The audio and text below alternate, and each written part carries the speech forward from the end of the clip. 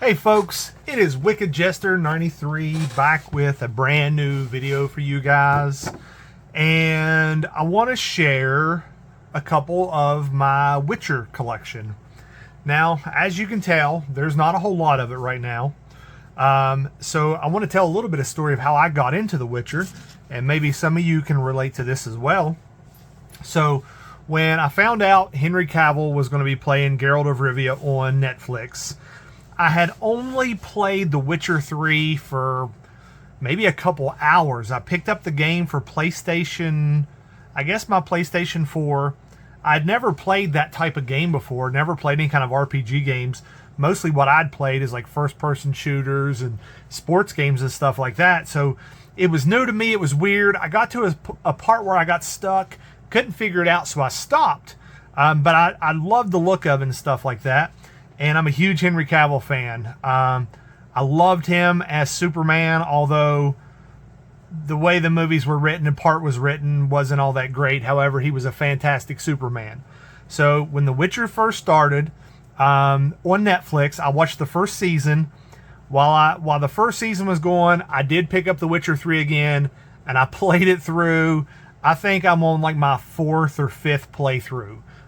Typically what I'll do is I'll play through all the way and then I'll start over. I've got the bad ending where Ciri dies. I've gotten the good ending where Ciri is a Witcher. I have not got the ending where she becomes Empress because I refuse to allow that to happen. I have my first playthrough, I accidentally romanced both Yen and Triss, not realizing what I was doing. Second playthrough, it was Yen because it's always Yen. Yen is the answer no matter what. The next playthrough, I was doing the Triss romance, and I got so aggravated with with the choice I had made that I deleted it and started over, because that's not it. And as far as the stories, the books, I haven't read them, but I've listened to them. I have the books on Audible, the ones that are narrated by Peter Kenny. And Peter Kenny is my Geralt of Rivia. Just a fantastic voice actor. And I'm on my second listen through. I just recently started The Last Wish again. I am at the part of the story where they find Dudu. Well, actually, the last part I just listened to was when they catch Dudu and they find out that Chappelle is also a Doppler. Maybe one day we'll get into video and talk about how terrible they did the casting of the characters on the Netflix show, and how one of them that nobody ever talks about is what they did to Dudu. They made him the Doppler in the show. They made him an evil villain, and he's not a villain whatsoever. Anyways, this was my first start of my Witcher collection. It will grow, regardless of what Netflix does with how bad they've ruined the characters in the universe. I absolutely adore it. So these were the first 2 that I bought simply because they were the first 2 that I found. Let's start with Ciri. So I picked these up at my local Walmart. They had them back in the electronics and toy section, or not the toy section, but the electronics where they keep the Funko Pops and stuff. So this is The Witcher 3 Wild Hunt edition of Ciri. Let you see that the colors don't exactly match her outfit in the games. I'll show you the back of it. See if you can see all that. It says it has 22 moving parts. This is by McFarlane Toys. As some of you guys know, Todd McFarlane he created Spawn. He was a comic book writer for, I think he did Marvel, DC, and then had his own thing, I believe. I've had a lot of the McFarlane Toys over the years. That is Cirilla. And there is some rumor that Ciri will be the protagonist in The Witcher 4. There's been some speculation and some rumor. Now, I don't know how, because she's so OP that there's really not anybody that stands a chance against her. However, I would be elated to be able to play a Ciri in The Witcher 4. But we'll see. We'll see what happens, right? And then we have the Butcher of Blaviken, Geralt of Rivia.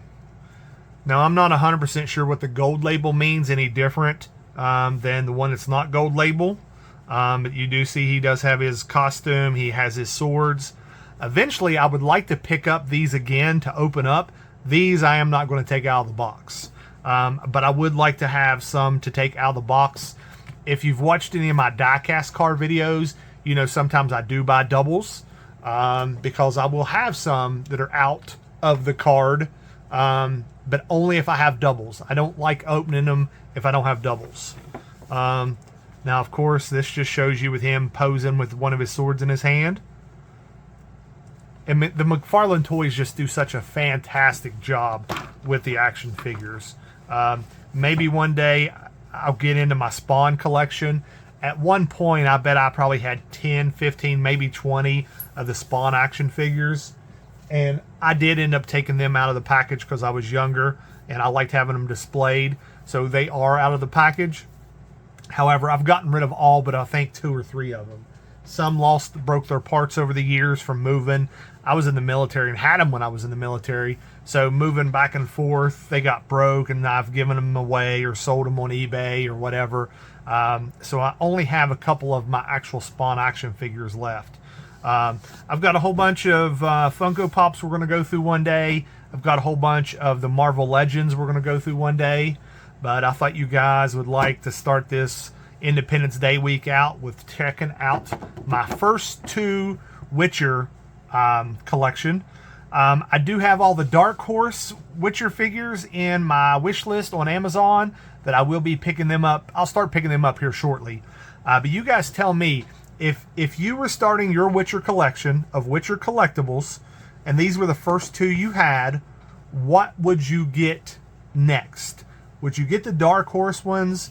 Would you get the U2s?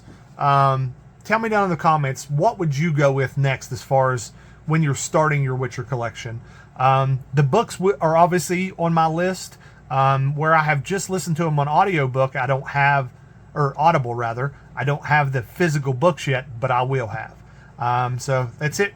That's all I have for you guys today. We upload videos every single day as far as YouTube Shorts or Facebook, Instagram Reels. And then we do long form videos like this every Monday, Wednesday, and Friday. Some of it will be collectible stuff. Some of it will be die-cast.